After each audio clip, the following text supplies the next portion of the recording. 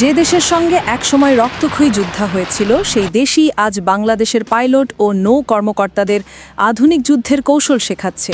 শুনতে অবিশ্বাস্য মনে হলেও দক্ষিণ এশিয়ার বর্তমান ভূ রাজনীতি এই বাস্তবতাকেই সামনে নিয়ে এসেছে।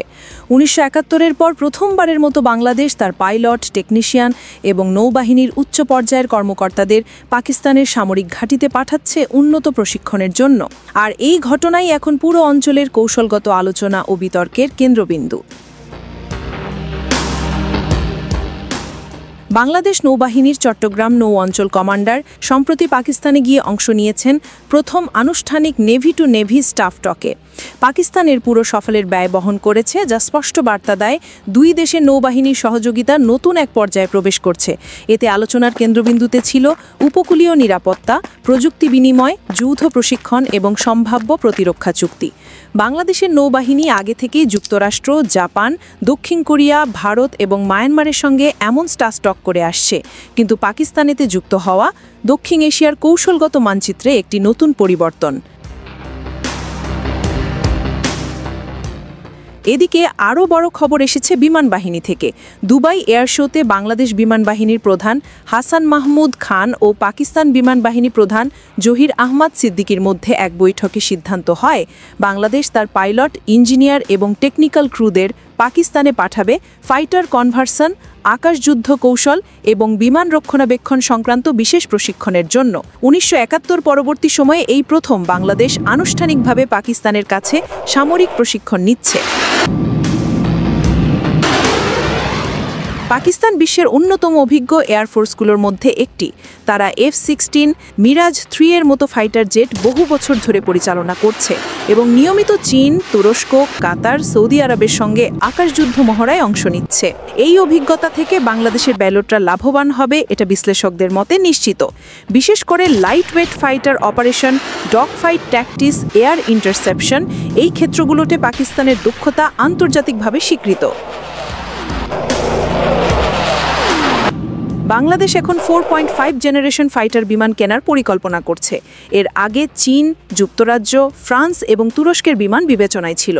এ অবস্থায় পাকিস্তানের সঙ্গে প্রশিক্ষণ সহযোগিতা বিমান কেনার সিদ্ধান্তে কৌশলগত প্রভাব ফেলতে পারে, যদিও বাংলাদেশ এ বিষয়ে কোনো পক্ষপাত দেখায়নি।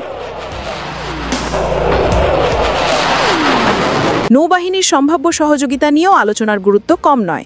পাকিস্তান নৌবাহিনীর হাতে রয়েছে আধুনিক Agusta submarine, Babur class corvette এবং F-22P ফ্রিগেট, যার প্রযুক্তিগত অভিজ্ঞতা বাংলাদেশের জন্য মূল্যবান হতে পারে। বাংলাদেশ ইতিমধ্যে দক্ষিণ কোরিয়া থেকে নতুন ফ্রিগেট ক্রয়ের আলোচনা করছে এবং ভবিষ্যৎ নৌকৌশলে বহুপাক্ষিক সহযোগিতাকে গুরুত্ব দিচ্ছে। তাই পাকিস্তানের সঙ্গে স্টাফ টক নৌকৌশলগত সমন্বয়ের নতুন দরজা খুলে দিতে পারে। তবে সবচেয়ে আলোচিত দিক হল ভারতের উদ্বেগ। বাংলাদেশ ও ভারত দীর্ঘদিন ধরে সীমান্ত, ব্যবসা, জ্বালানি এবং সামরিক সহযোগিতায় স্থিতিশীল সম্পর্ক বজায় রেখেছে। কিন্তু বাংলাদেশ সাম্প্রতিক সময়ে চীন ও পাকিস্তান, দুই প্রতিদ্বন্দ্বী দেশের সাথেই সামরিক সহযোগিতা বাড়াচ্ছে। তবে বাংলাদেশ বারবার বলেছে তাদের প্রতিরক্ষা নীতি বন্ধুত্ব সবার সঙ্গে, কারোর সঙ্গে বৈরিতা নয়। পাকিস্তান বা চীনের সঙ্গে সহযোগিতা কোনো দেশকে লক্ষ্য করে নয়, বরং আধুনিক প্রতিরক্ষা ক্ষমতা অর্জনেরই অংশ।